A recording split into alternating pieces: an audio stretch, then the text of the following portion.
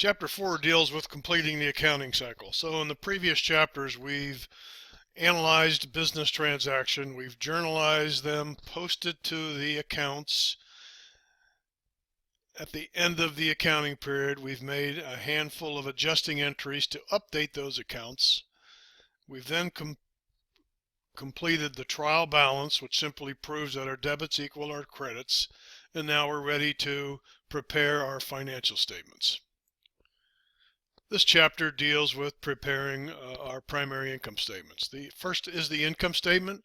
We'll take that directly from the adjusted trial balance, as we looked at in the previous chapter, and we'll simply list our revenue and our expenses, and the end result will be a net income or a net loss. Upon completion of the income statement, we can now prepare our balance sheet. And this is prepared once again directly from the adjusted trial balance.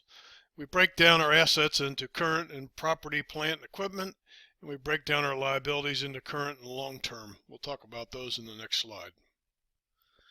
Current assets are those assets that we expect to convert to cash or use up within 1 year. The key word being 1 year. Examples, as you can see, would be cash, accounts receivable, notes receivable, and so forth. We also have fixed assets, sometimes referred to as property, plant, and equipment. And these assets would be those assets that have a useful life of more than a year. Equipment, machinery, buildings would be examples.